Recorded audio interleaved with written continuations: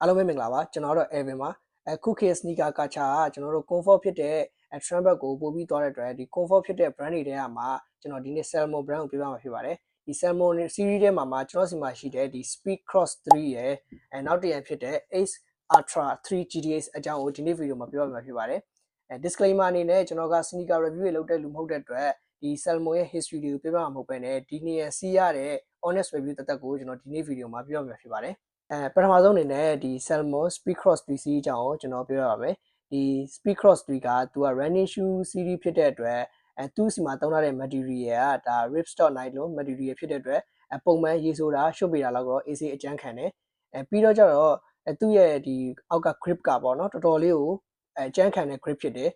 ပြီးတော့ကျတော့သူ့စီမှာပါတဲ့ဒီ quick lift system ကကျွန်တော်တို့ဒီဖက်နဲ့ကျိုးပြီးသွားတာတို့ကျိုးတွေပြန်ချီရတာလို့တော့အလုံးမရှုပ်တော့ဘဲနဲ့တခါတည်းဆွဲပြီးတော့မှဒါချီလိုက်ရုံပဲအဲကြတော့တော်တော်လေးအဆင်ပြေတယ်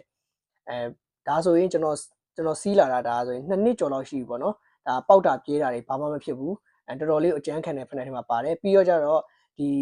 Salmon မှာပါတဲ့ဒီ LT ဆိုတဲ့ဒီ lightweight muscle ဆိုတဲ့ဒီနီးပညာပေါ့ဖက်ကိုတော်တော်ပေါ့တယ်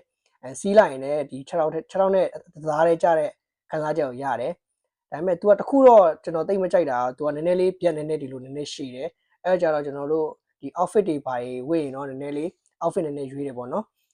ဒီ Speed Cross 3ကတော့ဒီလောက်ပဲကျွန်တော်နောက်တစ်ရန်ကိုဆက်ပြီးပြောပြပါမယ် Okay နောက်တစ်ရန်ကတော့ကျွန်တော်ဒါ Ace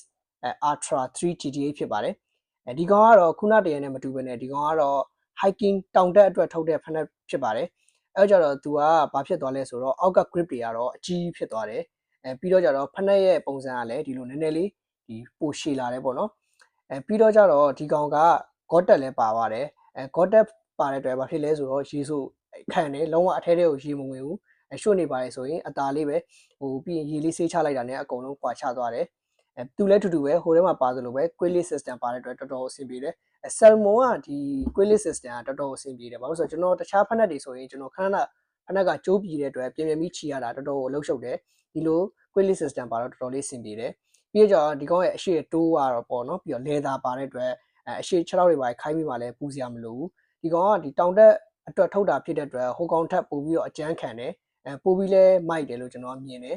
ပြီးတော့ကြတော့ဘယ် outfit နဲ့မဆိုတော်တော်လေး light တဲ့ဖက်နက်လို့လည်းကျွန်တော်မြင်ပါတယ်ဟိုကောင်ကတော့နည်းနည်းလေးကျွန်တော်လဲ size ကဟိုကောင်နည်းနည်းလေးကြီးရဲ့အတွက်ကျွန်တော်တို့နည်းနည်းလေးကြီးနေတော့outfit တော်တော်ရွေးတယ်ဒီကောင်ကတော့ကျွန်တော်နဲ့ quality fit ဖြစ်တဲ့အတွက်outfit မရွေးတဲ့အတွက်တော်တော်လေးဆင်ပြေတယ်အဲ့တော့ကြတော့ဒီ Salmon ဖက်နက်တွေကဝယ်တက်လားပေးရတဲ့ဈေးနဲ့တန်လားလို့မင်းကျွန်တော်တို့တန်တယ်လို့မြင်ပါတယ်ဒါပေမဲ့သူ့မှာအားနည်းချက်တစ်ခုရှိတာကတော့ကျွန်တော်တို့ဒီလိုနွေရာသီတွေပါရဆိုရင်တော့အထဲထဲမှာသူက Gore-Tex ဖြစ်တဲ့အတွက်အထဲထဲမှာတော့နည်းနည်းလေးပူတယ်ပေါ့နော်ပုံမှန်ဖက်နက်တွေပါရထဲတော့သူကချွေးထပေါက်ပါညာမပါတဲ့အတွက်သူကအထဲထဲမှာလုံနေတဲ့အတွက်ပူတယ်ပေါ့နော်အဲ့ဒါကိုမှ queue မဆိုင်ဘူးဝယ်ကျင်တယ်ဆိုရင်တော်တော်လေးတန်ပါတယ် quality လည်းကောင်းတယ်ဒီစီးရလည်း comfort တော်တော်ဖြစ်တဲ့ brand တွေမှာလည်းပါတယ်အဲကြတော့ဝယ်မယ်လို့စဉ်းစားထားရင်ဝယ်တဲ့ brand တွေမှာပါတယ်ပေါ့နော်ဘော်ဒါတို့ရောခုခေတ် comfort ဖြစ်တဲ့ sneaker တွေထဲမှာဘယ် sneaker ကိုအကြိုက်လို့ဆုံးလဲဆိုတာကိုကျွန်တော်ရဲ့ comment box မှာဝင်ရောက်ပြပြပေးလို့ရပါတယ်အဲဆိုရင်ကျွန်တော်ရဲ့ video လေးကိုဒီမှာပဲအဆုံးသတ်ပြစေနောက် video မှာပြန်တွေ့ပါမယ်တတာ